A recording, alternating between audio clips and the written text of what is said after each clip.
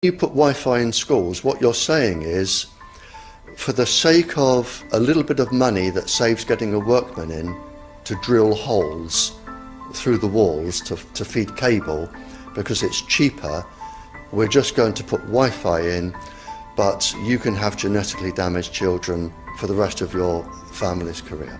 That's what we're saying. All smartphones come with some information that basically says, don't keep the phone in your pocket. And there's a tremendous amount of sponsored research by people who are hired to do studies to find no effect. It's not a matter of war. It's a matter of the future. Do you really want to have to prove that there's a significant increased risk of brain cancer before taking steps to reduce exposures to prevent that harm from happening?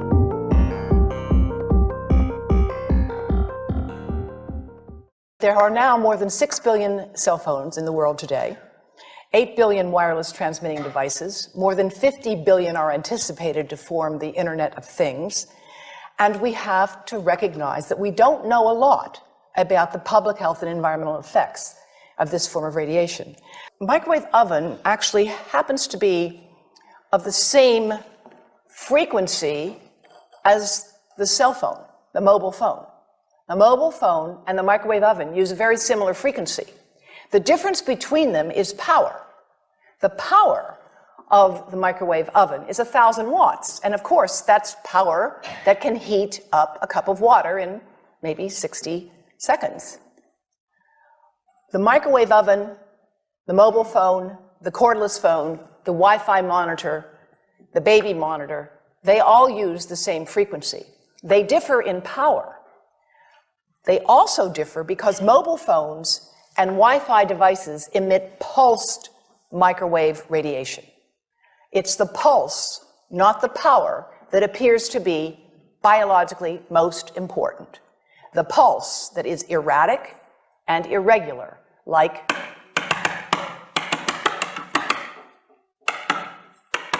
for thousands of minutes a month, for dozens of hours a week, over a lifetime, that irregular pulsed signal may be much more biologically important. This is just to show you what happens in a 4-second mobile phone call. This is power density indicated here. And of course, a phone is on standby, it's not doing too much, but 900 times a minute, it's looking for a signal. It says to the tower, where are you? Here I am. Where are you? Here I am. It's smart. That's how it's supposed to do. Now, when the phone rings, the worst time for you to put a phone right next to your head is when you answer it and say hello, because it's smart and it goes to max power. They're programmed to do that. Max power. Now, it's going to go to max power. You're going to listen, and then it will go up and down and up and down. And again, it's that variation. It's the delta. It's the cumulative integrative dose under the curve over a lifetime of exposure that looks to be biologically important. Here, showing you that a smaller adult head here, you see the amount of exposure is quite similar, but because the head is smaller, it will absorb proportionally more. And here is what it looks like after a period of 6 minutes. That's really not as bad as it might look, because you see the red area only gets partway through the eye of the adult, right? The one that we're really concerned about is this one with the young child.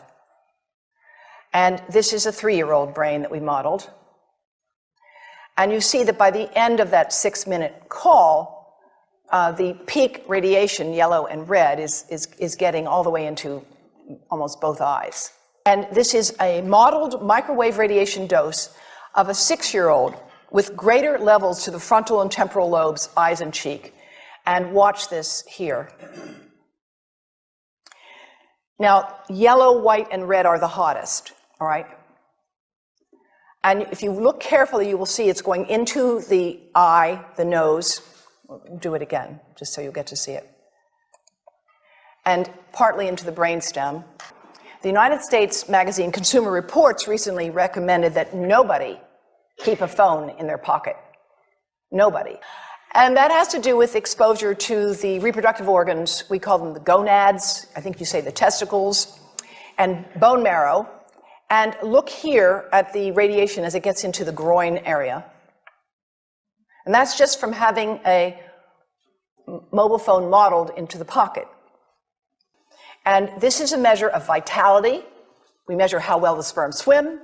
This is a measure of motility. This is a measure of mitochondrial DNA damage. They have 3 times as much damage on their DNA if they have been exposed to mobile phone radiation as compared to controls. This is the data from the Cleveland Clinic showing that men who keep cell phones in their pockets the longest have the lowest sperm count. And again, there are many other studies with similar results. But when it comes to issues like this, there really is not much to debate.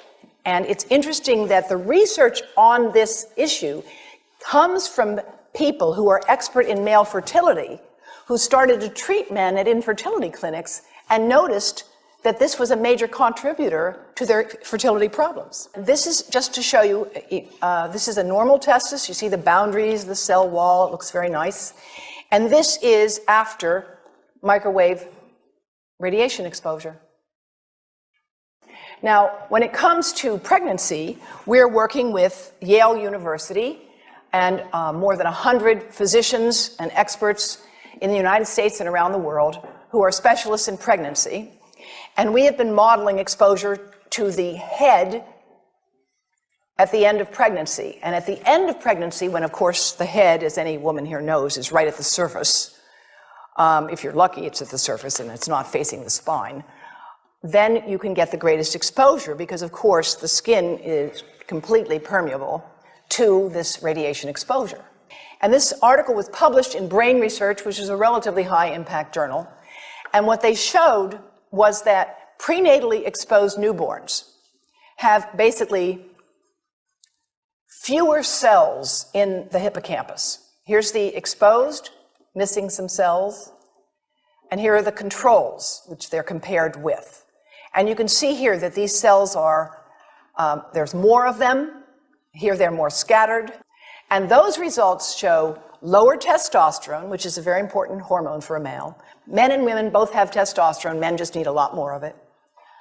And also increases of DNA damage as measured by certain enzymes. And the offspring had lower fertility. Now, the breast. The breast is mostly fat, contains a lot of fluid. Things that contain fat and fluid cook faster in the microwave oven. Now, a cell phone can't cook anything, all right? Mobile phones do not pop popcorn. That was a fraud. They don't make any heat that we know of, otherwise they wouldn't be permitted. But they do go through things that contain fat and fluid. And here I want to show you our first case report from 2009, and we now have many more. This was a Chinese-American woman who used her cell phone 4 hours a day in her bra for 10 years while she was driving. Now, and you drive with a phone on your body. The phone is smart. It's going to go from one tower to another, and it's going to say, here I am, where are you, here I am. And it's going to max power each time it moves from one cell tower to another. And there it was right next to her chest. And the tumors that developed right under the antenna of the phone. Unusual tumors. And now we have 38 of them. Not a single one of them has a family history. None of them has inherited the defects that we know increase the risk of breast cancer. They have multifocal tumors. That means they have more than one tumor, and the tumors are located under the antenna, sometimes just right in the center of the chest. My colleagues at Yale University have taken mice, exposed them to mobile phone radiation, and they have found significant effects on those mice's behavior as adults, all right? Prenatally exposed mice have hyperactivity as adults. And these are some of the data. They have worse memory, they're more hyperactive, they have more anxiety, but they don't have much fear. It's kind of interesting. And interestingly, If people started to use phones regularly before age 20, as most of the world is doing now, there was 4 to 8 times more brain cancer after they had passed 10 years. So now, why is there no increase in brain cancer that we can find in the general population today? Because there is not. And after all, if mobile phones really are important, why don't we have an epidemic today? Well, let me tell you why. First of all, brain cancer takes a long time to develop. How do we know that? We know that because when the bombs fell at the end of World War II, there was no increase in brain cancer in the survivors who had been studied. No increase at all. Until 40 years had passed. It took 40 years for an increase in brain cancer to show up in that highly exposed population. Now think about this. Today, the number of people using cell phones today and using them heavily today is very different than it was even 5 years ago, even 3 years ago. Now you're being encouraged to have unlimited talk and text, right? You didn't have unlimited talk and text 5 years ago or 10 years ago. So the uses and the users of phones are changing radically. In fact, most epidemiologic studies find no increased risk of brain cancer from mobile phone radiation. They don't. Until 10 years of heavy use. And by the way they define a cell phone user in these studies, I'm not making this up, is somebody who makes 1 call a week for 6 months. Yes, yes. 1 call a week for 6 months. That was the definition in these studies, which, by the way, don't find any increase. All right? So I'm not saying this to say that they did a bad job. I'm saying that we are challenged here with how do you do a study of something that's rapidly changing while you're studying it. 10 minutes of mobile phone radiation daily for 10 days, worker bees did not return to test colonies. And this would be something that could easily be replicated. Sponsored research, this is to put it politely, can induce publication bias. Another way to say this is that where you stand on an issue depends on where you sit and who's bought your chair. And there's a tremendous amount of sponsored research by people who are hired to do studies to find no effect. And that's plagued this field in a number of countries, including within the government itself. In the United States today, the gentleman who is directing the Federal Communications Commission, Tom Wheeler, was for 10 years the executive director of the Cell Phone Telecommunications Industry Association. And now he's in charge of regulating those devices.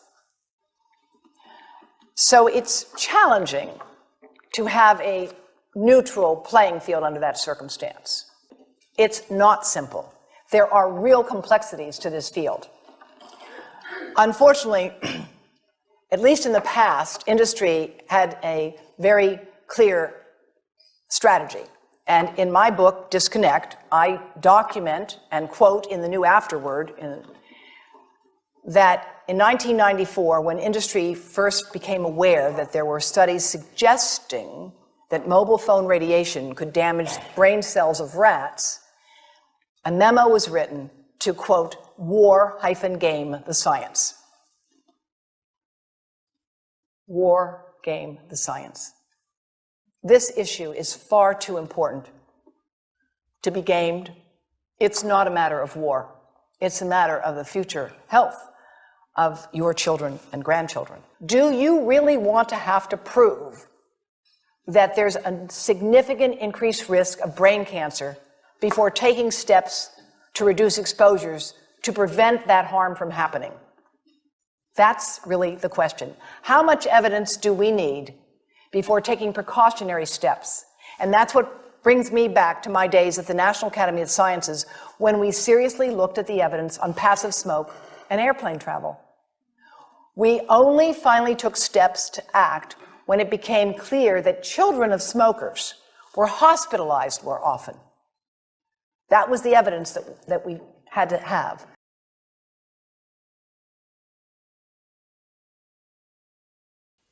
Now, why children are specifically at risk, and I'm going to deal, please forgive me for that, I'm going to deal at length with Wi-Fi. This is my main concern. There are 5 reasons why children are most at risk. First of all, I'll just have a drink if you forgive me. I'm doing well today. Sometimes I can't get through that bit. There is no known safety level of microwave irradiation anywhere in the world published for a child. And whenever I go to a country, I make a challenge, and I'm making it here.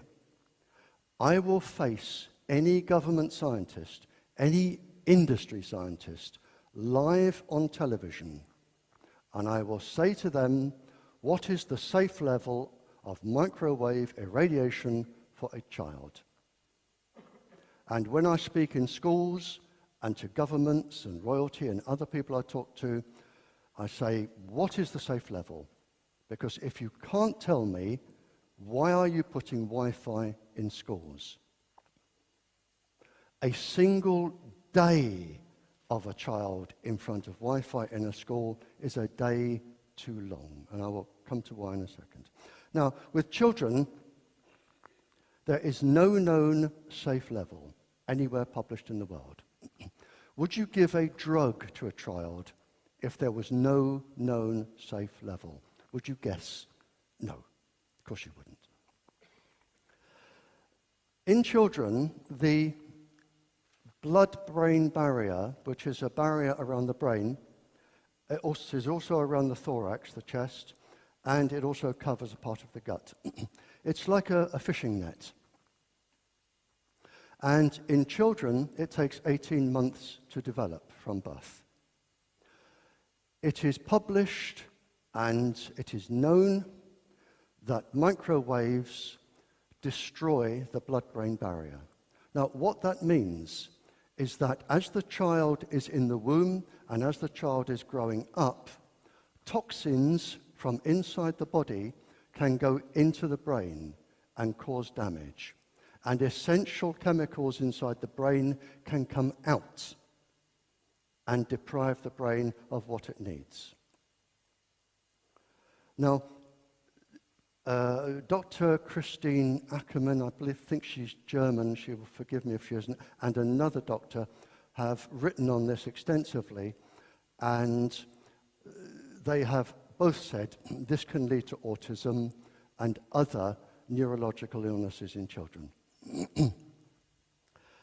The nervous system inside a child, the electrical cables, if you like, they have 122 layers to protect them from neurological damage. And they take 22 years to complete. A child doesn't have the full system until the child is 22 years old. They are laid down by a system known as protein synthesis. And protein synthesis is destroyed by microwave irradiation. You are risking neural degenerative damage with your children with Wi-Fi in a classroom. And I can assure you, as true as I stand here, the levels of radiation in a classroom exceed those that are used in the Cold War to make people sick. And if you add up the radiation a child is exposed to in a class of 20 or 30 transmitters, with one on the wall, with one in the playground, taking all of the calls from all the other classrooms and spreading around the school, when you add that up, it's pretty frightening. The immune system of a child takes 18 years to complete. And at the beginning, that document from the American government, everything it comes up with is suppression of the immune system. So you are destroying a child's immune system, again, before it's up and running. And of course, I have documentary evidence for all this. And finally, the bones. The bones in a child are not fully developed until the child is 28. Now, if a child goes to school at 5 and stays there at university until 24, and they use Wi-Fi, that's a lot of bone damage.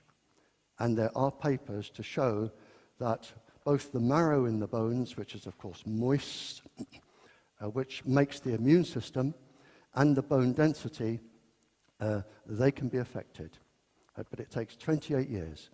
And if anybody's wondering what the last bone is to form, it's the clavicle. The clavicle here.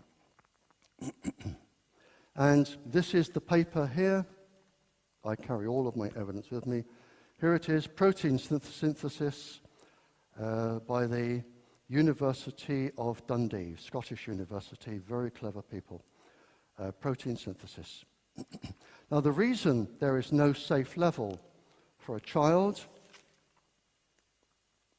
is that, and this appeared in a scientific journal, August 2012, they have just suddenly realized what we have been saying all along. Children are not small adults. You don't look at an adult dose and scale it down for a child. That is wrong. They are immensely complex beings, immensely complex. And you cannot scale. This is to do for the drugs industry. This is a warning for the drugs industry that where they're putting adult dose, child dose, the child dose is wrong. It is a guess. But for microwave, there is no child safe level anyway. And children absorb, as it happens, more radiation than adults because they're smaller. And the smaller you are, the more you are to the size of the aerial, and the more you will resonate with the microwaves. If there is any doubt, there are 17 pages here of university-published papers explaining how fertility and reproductive organs in ladies are damaged by microwaves. 17 pages of just university experiments. So there can be no doubt. And I can never believe for the life of me why people put Wi-Fi in schools. I can never understand it. Well, I can understand it. Usually they give them some sort of gift like a free phone or a free iPad or iPod. Because it's cheaper to do that than it is use fiber optic cable and telephone cables. It's cheaper. So they do that. This is, I've been through this. Again, the small print in the mobile phone book at the back. I've read a few of them, but it particularly warns here. I'm not sure how you measure this, but it says 9.8 inches, keep it 9.8 inches from your body, especially pregnant women and the lower abdomen of teenagers. How you would measure that, I don't know. I summed up quite a few hundred research papers.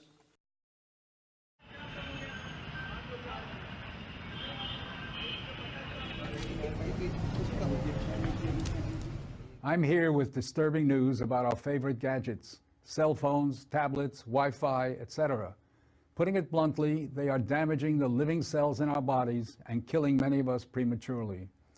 I'm Dr. Martin Blank from the Department of Physiology and Cellular Biophysics at Columbia University. It is distressing for me and more than 160 colleagues who today are petitioning the United Nations requesting that they address this problem. We are scientists and engineers, and I'm here to tell you we have created something that is harming us, and it is getting out of control. Before Edison's light bulb, there was very little electromagnetic radiation in our environment. The levels today are very many times higher than natural background levels and are growing rapidly because of all the new devices that emit this radiation. An example that a lot of us have in our pockets right now is the cell phone. One study shows that as cell phone usage has spread widely, the incidence of fatal brain cancer in younger people has more than tripled. We are putting cellular antennas on residential buildings and on top of hospitals where people are trying to get well. Wireless utility meters and cell towers are blanketing our neighborhoods with radiation. It's particularly frightening that radiation from our telecommunication and power line technology is damaging the DNA in our cells. It is clear to many biologists that this can account for the rising cancer rates. Future generations, our children, are at risk. These biologists and scientists are not being heard on the committees that set safety standards. The biological facts are being ignored, and as a result, the safety limits are much too high. They are not protective. More protection will probably result from full disclosure of possible conflicts of interest between regulators and industry. Rising exposure to electromagnetic radiation is a global problem. The World Health Organization and international standard-setting bodies are not acting to protect the public's health and well-being. International exposure guidelines for electromagnetic fields must be strengthened to reflect the reality of their impact on our bodies, and in particular, on our DNA. Although we are still in the midst of a great technological transformation, the time to deal with the harmful biological and health effects is long overdue. We are really all part of a large biological experiment without our informed consent. To protect our children, ourselves, and our ecosystem, we must reduce exposure by establishing more protective guidelines. And so today, scientists from around the world are submitting an appeal to the United Nations, its member states, and the World Health Organization to provide leadership in dealing with this emerging public health crisis.